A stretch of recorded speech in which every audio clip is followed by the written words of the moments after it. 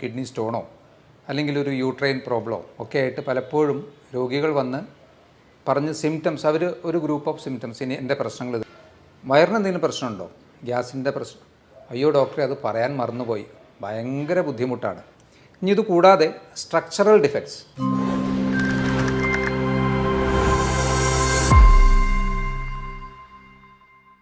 Hello friends, ഞാൻ doctor Abhiram. സാധാരണ ക്ലിനിക്കിൽ പലപ്പോഴും രോഗികൾ വന്ന് ഇപ്പോൾ ഒരു തലവേദന അല്ലെങ്കിൽ ഒരു ജോയിൻറ്റ് പെയിൻ അല്ലെങ്കിൽ ഇപ്പോൾ ഒരു കിഡ്നി സംബന്ധമായിട്ടുള്ള എന്തെങ്കിലും പ്രശ്നങ്ങൾ, മേ ബി ഒരു കിഡ്നി സ്റ്റോണോ അല്ലെങ്കിൽ ഒരു യൂട്രൈൻ പ്രോബ്ലമോ ഒക്കെ ആയിട്ട് പലപ്പോഴും രോഗികൾ വന്ന് പറഞ്ഞ് സിംറ്റംസ് അവർ ഒരു ഗ്രൂപ്പ് ഓഫ് സിംറ്റംസ്. ഇനി എൻ്റെ പ്രശ്നങ്ങൾ ഇതൊക്കെയാണ് എന്ന് പറഞ്ഞതിന് ശേഷം നമ്മൾ വെറുതെ ഒരു ചോദ്യം ചോദിച്ചാൽ മതി, വയറിന് എന്തെങ്കിലും പ്രശ്നമുണ്ടോ, ഗ്യാസിൻ്റെ പ്രശ്നം, അയ്യോ ഡോക്ടറെ അത് പറയാൻ മറന്നുപോയി, ഭയങ്കര ബുദ്ധിമുട്ടാണ്. കാരണം അപ്പോൾ അവരുടെ മെയിൻ കൺസേൺ ഈ ഒരു തലവേദനയോ അല്ലെങ്കിൽ ജോയിൻറ്റ് പെയിനോ ആണെന്നുള്ളതേ ഉള്ളൂ. പക്ഷേ കാലങ്ങളായി ഇവരുടെ കൂടെയുള്ള വേറൊരു പ്രശ്നമാണ് ഈ ഒരു വയറിൻ്റെ പ്രശ്നം എന്നുള്ളത്. ഇതിൽ നിന്ന് എന്ത് മനസ്സിലാക്കാം? ഒട്ടുമിക്ക അസുഖങ്ങളുടെയും ഒരു മൂല കാരണം നമ്മുടെ ഒരു ഗട്ട് ഹെൽത്ത് അല്ലെങ്കിൽ വയറിൻ്റെ അവസ്ഥയിൽ വരുന്ന അല്ലെങ്കിൽ അപചയങ്ങൾ, ദഹന വ്യവസ്ഥയിൽ വരുന്ന പ്രശ്നങ്ങളായിരിക്കാം. നമുക്ക് ആലോചിച്ചാൽ അത് മനസ്സിലാവുന്നതാണ്. കാരണം നമ്മൾ കഴിക്കുന്ന ഭക്ഷണം ശരിയായ രീതിയിൽ അതിനെ ദഹിപ്പിക്കാനും അതിൽ നിന്ന് വേണ്ട പോഷകങ്ങളെ ശരീരത്തിന് വലിച്ചെടുക്കാനും അതിനെല്ലാം ശേഷം ബാക്കി വരുന്നവയെ കൃത്യമായി പുറന്തള്ളാനും കഴിഞ്ഞിട്ടില്ലെങ്കിൽ തന്നെ നമുക്ക് അസുഖങ്ങൾ സ്റ്റാർട്ട് ചെയ്യും. കാരണം എല്ലാം ബേസ് ചെയ്തിരിക്കുന്നത് ഈ ഒരു ഭക്ഷണവുമായി റിലേറ്റഡ് ആയിട്ടാണല്ലോ. ഭക്ഷണമില്ലാതെ, ന്യൂട്രിയൻറ്റ് റിച്ച് ആയിട്ടുള്ള ഭക്ഷണമില്ലാതെയും തീരെ ഭക്ഷണമില്ലാതെയൊന്നും നമുക്ക് ഒരുപാട് കാലം സർവൈവ് ചെയ്യാനും പറ്റില്ല. അത് അസുഖങ്ങളിലേക്ക് നയിക്കും. അപ്പോൾ എല്ലാത്തിൻ്റെ ഒരു ബേസിക് കാരണം ഇത് തന്നെ ആയിരിക്കാം. നിങ്ങൾക്ക് അധികമായി വയർ വന്ന് വീർക്കുന്നത് പോലെ, ഇടയ്ക്കിടയ്ക്ക് അധികമായ ഏമ്പക്കം, അതുപോലെ തന്നെ കീഴ്വായു, ഇതൊക്കെ അമിതമായി നിങ്ങളെ ബുദ്ധിമുട്ടിക്കുന്നുണ്ടെങ്കിൽ, അതുപോലെ കോൺസ്റ്റിപ്പേഷൻ, മലബന്ധം, ഡയേറിയ, ചില അവസരങ്ങളിൽ ഡയേറിയ, കഫം കലർന്ന മലം, ഇതൊക്കെ പോകുന്നുണ്ടെങ്കിൽ ഒരു സാധ്യത നിങ്ങൾക്ക് സിബോ, അധികം പഴക്കമില്ലാത്തൊരു ടെർമിനോളജിയാണ്, small intestinal bacterial overgrowth. നമ്മുടെ ചെറുകുടലിൽ വരുന്ന ബാക്ടീരിയകളുടെ, അതുതന്നെ മോശം ബാക്ടീരിയകളുടെ അധികമായ ഓവർ ഗ്രോത്ത് മൂലം വരാവുന്ന പ്രശ്നങ്ങൾ. ഇത് അത്ര സിമ്പിളായിട്ടുള്ളൊരു പ്രശ്നമല്ല, മാരകമായ പ്രശ്നങ്ങളിലേക്കും ഇത് നയിക്കാറുണ്ട്. ശരിക്ക് നമ്മുടെ കുടലിൽ 200-ൽ പരം micro organisms, millions of organisms ഉണ്ട്. അതിൽ 200-ൽ അധികമുള്ള തരത്തിലുള്ള ബാക്ടീരിയ, ഫംഗസ്, വൈറസസ് ഒക്കെ തന്നെയുണ്ട്. ഇതിൽ നല്ലൊരു ശതമാനം സൂക്ഷ്മാണുക്കളും നമുക്ക് ഗുണം ചെയ്യുന്നവയാണ്. എന്നാൽ ചിലവ നമുക്ക് ദോഷം ചെയ്യുന്നവയുമുണ്ട്. ഈ ദോഷം ചെയ്യുന്നവയുടെയും നല്ല സൂക്ഷ്മാണുക്കളുടെയും ആ ഒരു ബാലൻസിൽ കാര്യമായ വ്യതിയാനങ്ങൾ വരുമ്പോൾ തീർച്ചയായിട്ടും പ്രശ്നങ്ങളുണ്ടാകും. ദഹന വ്യവസ്ഥയിൽ കാര്യമായ അപചയങ്ങൾ ഉണ്ടാകും. ഈ ഒരു സിബോ എന്ന ഒരു അസുഖവുമായി ബന്ധപ്പെട്ട് പറയാവുന്ന പ്രോബബിൾ ആയിട്ടുള്ള ചില കാരണങ്ങളെക്കുറിച്ച് നോക്കുമ്പോൾ, ഒരു കാരണം നമ്മുടെ ആസിഡിക് മീഡിയ, ശരിക്കും നമ്മുടെ സ്റ്റൊമക്കിൽ, ആമാശയത്തിൽ നല്ല ആസിഡ് സെക്രീഷൻ ഉണ്ട്. അതായത് ദഹനരസമായിട്ട് പുറപ്പെടുവിക്കുന്ന ആസിഡ് സെക്രീഷൻ ആമാശയത്തിൽ ഉണ്ട്. അതൊരു ഹൈഡ്രോക്ലോറിക് ആസിഡ് തന്നെയാണ്, കുറച്ച് വീര്യമുള്ള ആസിഡ് തന്നെയാണ്. അപ്പോൾ ഈ ആസിഡ് മീഡിയത്തിലെ കുറവ് വന്ന് അത് ആൽക്കലൈൻ മീഡിയത്തിലേക്ക് പോകുമ്പോഴാണ് ശരിക്കും പറഞ്ഞാൽ ഈ ഒരു ബാക്ടീരിയൽ ഓവർ ഗ്രോത്ത് കൂടുതലായിട്ട് വരുന്നത്. ശരിക്കും ആമാശയത്തിൽ നിന്ന് മുന്നോട്ട് പോകുന്നതിനനുസരിച്ചിട്ട് ദഹനത്തിൻ്റെ പ്രാഥമികമായിട്ടുള്ള നല്ലൊരു ഭാഗം നടക്കുന്നതും ആമാശയത്തിൽ വെച്ചാണല്ലോ. അതിനുശേഷം മെല്ലെ മെല്ലെ അത് അടുത്ത ഭാഗമായി ചെറുകുടൽ, വൻകുടൽ, അങ്ങനെ നീങ്ങിയാണല്ലോ അത് ഓരോരോ പോർഷനായിട്ട് പോകുന്നത്. അപ്പോൾ അതിലേറ്റവും കൂടുതലായിട്ട് അബ്സോർപ്ഷനൊക്കെ വരുന്നത് നമ്മുടെ ചെറുകുടലിൽ വെച്ചാണ്. അപ്പോൾ ഈ ആമാശയത്തിൻ്റെ, അതിന് ഹൈപ്പോക്ലോർഹൈഡ്രിയ എന്നാണ് പറയുന്നത്. അപ്പോൾ ഈ ആമാശയത്തിലെ pHൻ്റെ വാല്യൂ, ആസിഡിക് മീഡിയം കുറഞ്ഞ് ആൽക്കലൈൻ ആവാനുള്ള കാരണം എന്തായിരിക്കും? പ്രൊബബിളായിട്ട് നമുക്ക് കുറച്ച് കാര്യങ്ങൾ അതിൽ പറയാവുന്നതാണ്. ഒന്ന്, അട്രോഫിക് ഗ്യാസ്ട്രൈറ്റിസ് എന്ന് പറയും.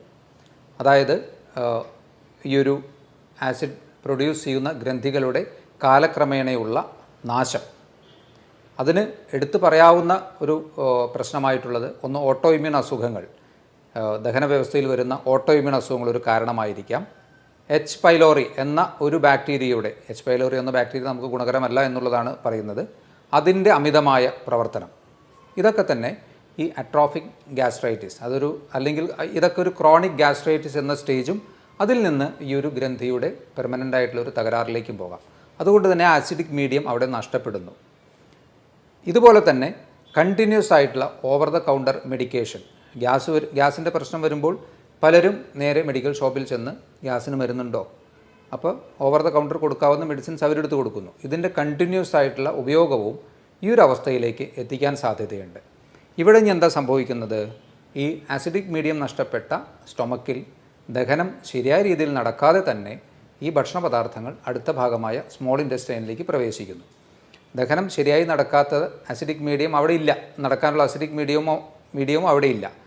സ്മോൾ ഇൻറ്റസ്റ്റൈനിൻ്റെ പ്രധാന ഫംഗ്ഷൻ എന്നുള്ളത് ന്യൂട്രിയൻസിൻ്റെ അബ്സോർപ്ഷനാണ്. അപ്പോൾ അതുകൊണ്ട് തന്നെ ഈ സാധനങ്ങൾ, ഈ ഭക്ഷണ പദാർത്ഥങ്ങൾ അവിടെ കിടന്ന് കൂടുതൽ ഫെർമെൻറ്റ് ചെയ്യാനുള്ള സാധ്യതയുണ്ട്.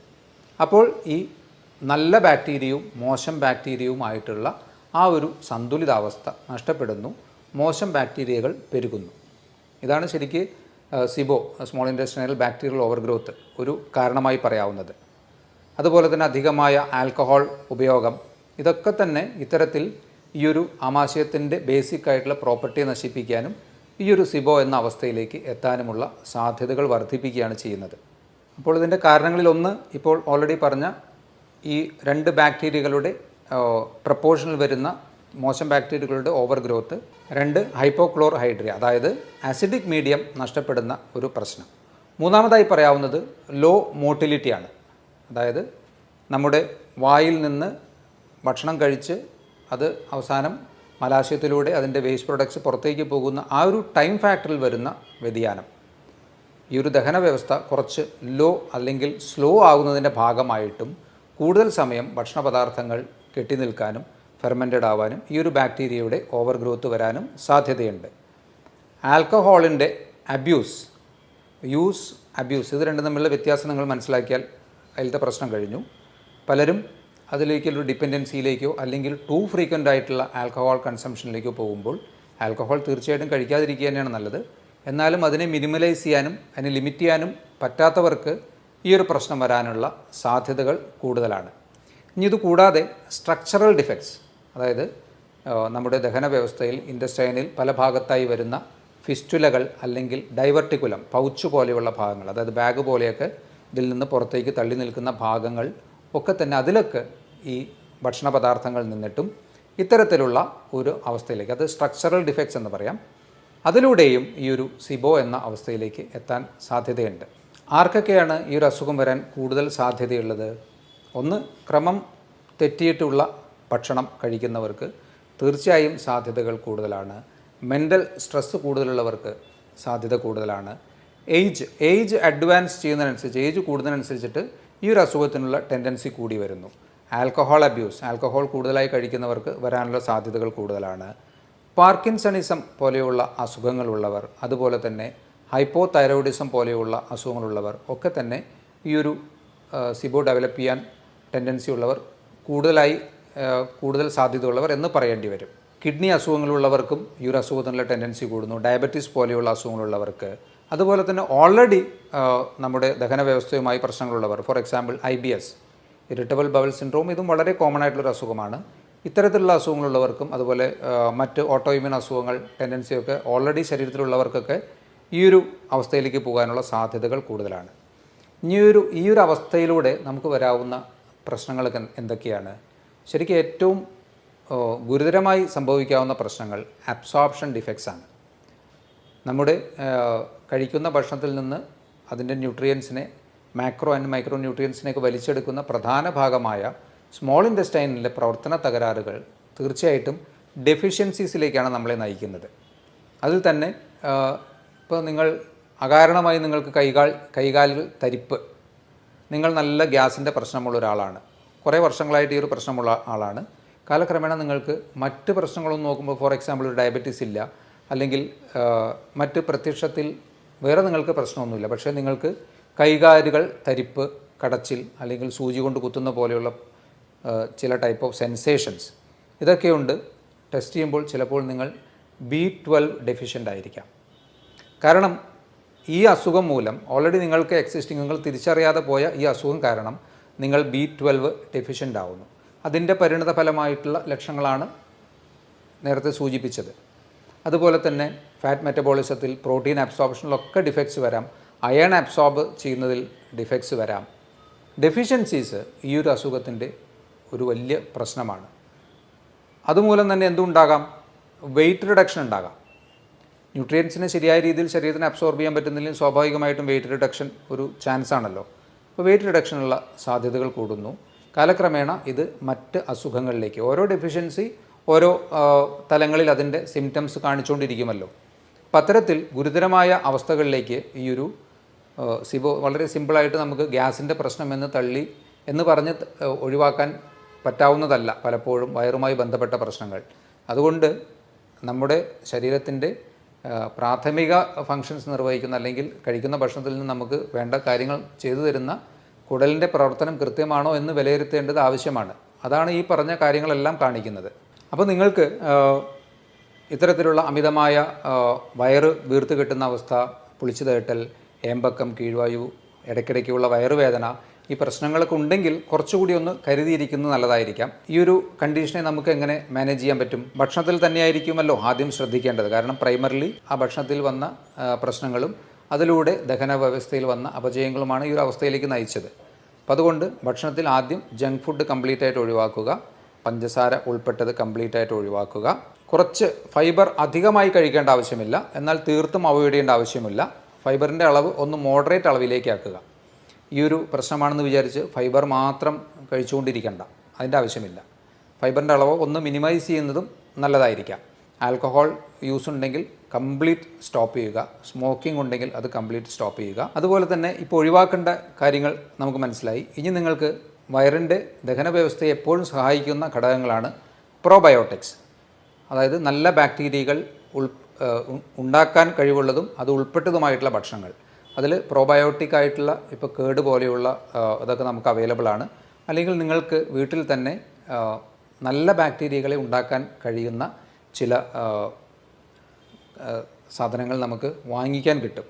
അതിനെ നിങ്ങൾക്ക് അതിലെ ഇൻസ്ട്രക്ഷൻസ് അനുസരിച്ച് പ്രിപ്പയർ ചെയ്ത് അതിൽ മില്യൺസ് ഓഫ് ബാക്ടീരിയ പെർ ഇത്ര ml എന്ന ഒരു കണക്കിൽ നമുക്ക് ഉണ്ടാക്കാൻ പറ്റും. അത് കഴിക്കുന്നത് തീർച്ചയായിട്ടും ഇത്തരത്തിലുള്ള പ്രത്യേകിച്ച് ഓട്ടോഇമ്യൂൺ ടെൻഡൻസികളോ അല്ലെങ്കിൽ ഇതുപോലെ സിബോ പോലെയുള്ള അസുഖങ്ങളൊക്കെ ഉള്ളവർക്ക് നല്ല രീതിയിൽ ഗുണം ചെയ്യുമെന്നുള്ളതാണ്. അപ്പോൾ അതൊന്ന് നോക്കി നിങ്ങൾക്ക് ആ രീതിയിൽ ചെയ്യാവുന്നതാണ്. തൈര് പോലെയുള്ള ഭക്ഷണങ്ങളൊക്കെ നമുക്ക് ഭക്ഷണത്തിൽ ഒരു മോഡറേറ്റ് ലെവലിൽ ഉൾപ്പെടുത്താം. അതുപോലെ സിട്രസ് ഫ്രൂട്ട്സ് ഫെർമെൻറ്റ് ചെയ്യാനും അതുപോലെ നല്ല ബാക്ടീരിയകളെ നല്ല രീതിയിൽ ബാക്ടീരിയകളെ ഉണ്ടാക്കാൻ കഴിയുന്ന ഒരു മോഡറേറ്റ് അളവിലുള്ള സിട്രസ് ഭക്ഷണങ്ങൾ തീർച്ചയായിട്ടും കഴിക്കാവുന്നതാണ്. ഇനി നിങ്ങൾക്ക് ഒട്ടുമിക്ക ആൾക്കാരും പറയും പയറുവർഗ്ഗങ്ങൾ കഴിച്ചാലാണ് പ്രശ്നം, പരിപ്പ് വർഗ്ഗങ്ങൾ കഴിച്ചാലാണ് പ്രശ്നം. പലപ്പോഴും അത് തന്നെയാണോ പ്രശ്നം എന്ന് ഒന്ന് കൺഫേം ചെയ്യുന്നത് നല്ലതായിരിക്കാം. അതിന് നമുക്ക് എലിമിനേഷൻ മെത്തേഡ് ഉപയോഗിക്കാം. ഇപ്പോൾ നിങ്ങൾക്ക് പ്രശ്നം എന്ന് തോന്നുന്ന ഭക്ഷണങ്ങളിൽ നിന്ന് നിങ്ങൾ ഒരു മാസം കംപ്ലീറ്റ് ആയിട്ട് അതിനെല്ലാം സ്റ്റോപ്പ് ചെയ്ത് വയ്ക്കുക. അപ്പോൾ നിങ്ങളുടെ അവസ്ഥ എന്താണെന്ന് നോക്കുക. ആ സമയത്ത് നിങ്ങൾക്ക് നല്ല ആശ്വാസം കിട്ടുന്നുണ്ടെങ്കിൽ തീർച്ചയായും ആ ഒരു ഗ്രൂപ്പ് ഓഫ് ഭക്ഷണങ്ങളിൽ ചിലത് നിങ്ങൾക്ക് പ്രശ്നമായിരുന്നു എന്ന് ഉറപ്പായി അല്ലേ. ഇനി എല്ലാം പ്രശ്നമാണെന്ന് പറയുന്നത് എങ്ങനെ നമുക്ക് റീടെസ്റ്റ് ചെയ്യാം? ഓരോന്നായിട്ട് 1-2 ദിവസം വെച്ച്, ഇപ്പോൾ പരിപ്പാണ് നിങ്ങൾക്ക് പ്രശ്നമെങ്കിൽ പരിപ്പ് ഒരു മാസം ഒഴിവാക്കി, ഒരു മാസം കഴിഞ്ഞ് പരിപ്പ് ഉൾപ്പെട്ട ഒരു ദാൽ കറി പോലെയുള്ളത് 2 ദിവസം കഴിച്ചു നോക്കുക. നിങ്ങൾക്ക് സിവിയർ ആയിട്ടുള്ള സിംറ്റംസ് വീണ്ടും റീസ്റ്റാർട്ട് ചെയ്യുകയാണെങ്കിൽ നിങ്ങൾക്ക് ഏകദേശം ഉറപ്പിക്കാം ആ പരിപ്പ് ഒരു പ്രശ്നമായിരുന്നു എന്നുള്ളത്. അപ്പോൾ അത് ഒഴിവാക്കാം. എല്ലാം ഒഴിവാക്കണ്ട. അപ്പോൾ എല്ലാം ഒഴിവാക്കുമ്പോൾ വരുന്നൊരു പ്രധാന പ്രശ്നം നമുക്ക് ഡെഫിഷ്യൻസീസ് അതുകൊണ്ട് തന്നെ വരുമല്ലോ. ഇപ്പോൾ ഒരു വെജിറ്റേറിയൻ ഡയറ്റ് ചെയ്യുന്ന ഒരാളാണെങ്കിൽ അയാൾക്ക് പരിപ്പ് പയറുവർഗ്ഗങ്ങളൊക്കെയാണ് അയാളുടെ മെയിനായിട്ടുള്ള പ്രോട്ടീൻ്റെ ഒരു സോഴ്സ്. അപ്പോൾ അത് കംപ്ലീറ്റ് ആയിട്ട് ഒഴിവാക്കി കഴിഞ്ഞാൽ അയാളുടെ മസിൽസ് വീക്കാവും, അയാൾക്ക് ജനറലായിട്ടൊരു ഫറ്റീഗ് ഉണ്ടാവും. അപ്പോൾ അത്തരത്തിലൊരു മെത്തേഡിലേക്ക് പോകണ്ട. നിങ്ങൾക്ക് പറ്റാത്തത് ഏതാണെന്ന് നിങ്ങൾക്ക് ഈ ഒരു എലിമിനേഷൻ മെത്തേഡിലൂടെ കണ്ടുപിടിക്കാൻ പറ്റും. ഇതിനെല്ലാം ഉപരി ശരിക്കും പറഞ്ഞാൽ ഫാസ്റ്റിംഗ് നല്ലൊരു ഓപ്ഷനാണ്. ഇൻ്റർമീഡിയറ്റ് ഫാസ്റ്റിംഗ് നല്ലൊരു ഓപ്ഷനാണ്. പ്രത്യേകിച്ച് ക്രോണിക് ആയിട്ടുള്ള അസുഖങ്ങൾക്കും ഓട്ടോഇമ്യൂൺ അസുഖങ്ങൾക്കും ഇതുപോലെ വയർ സംബന്ധമായിട്ടുള്ള പ്രശ്നങ്ങൾക്കൊക്കെ തന്നെ ഫാസ്റ്റിംഗ് നല്ല രീതിയിൽ വ്യത്യാസം തരുന്നു. അതിൽ നിന്ന് നമുക്ക് വീണ്ടും മനസ്സിലാക്കാം നമ്മുടെ ദഹന വ്യവസ്ഥയാണ് പ്രാഥമികമായി എല്ലാത്തിൻ്റെയും അടിസ്ഥാന അസുഖങ്ങളുടെ കാരണം. കാരണം ഫാസ്റ്റിങ്ങിലൂടെ നിങ്ങൾക്ക് വയറിന് ആശ്വാസം കിട്ടുന്നു, അതിനോടൊപ്പം തന്നെ മറ്റ് അസുഖങ്ങൾക്കും വ്യത്യാസം കിട്ടുന്നു. ഇൻ്റർമീഡിയറ്റ് ഫാസ്റ്റിംഗ് ഇത്തരത്തിലുള്ള അസുഖങ്ങൾക്കൊന്ന് പരീക്ഷിച്ച് നോക്കാവുന്നതാണ്. ഇത്രയും കാര്യങ്ങൾ ഒന്ന് ഈ ഒരു സിബോവുമായി അറിഞ്ഞിരിക്കുക. ഡെഫിഷ്യൻസീസ് വരുന്നുണ്ടെങ്കിൽ അതുപോലെ അൺഇൻറ്റൻഷണൽ, അത് നമ്മൾ ആലോചിക്കാതെ മറ്റ് കാരണങ്ങൾ അകാരണമായി വരുന്ന വെയ്റ്റ് ലോസ് ഉണ്ടെങ്കിലൊക്കെ തന്നെ നിങ്ങൾ തീർച്ചയായിട്ടും ഒന്നുകൂടി ശ്രദ്ധിക്കുകയും ഒരു ഡോക്ടറുടെ കൃത്യമായ നിർദ്ദേശങ്ങൾ സ്വീകരിക്കുകയും ചെയ്യേണ്ടതാണ്. ഇതുപോലുള്ള മറ്റൊരു ടോപ്പിക്കുമായി വീണ്ടും കാണാം. ബൈ.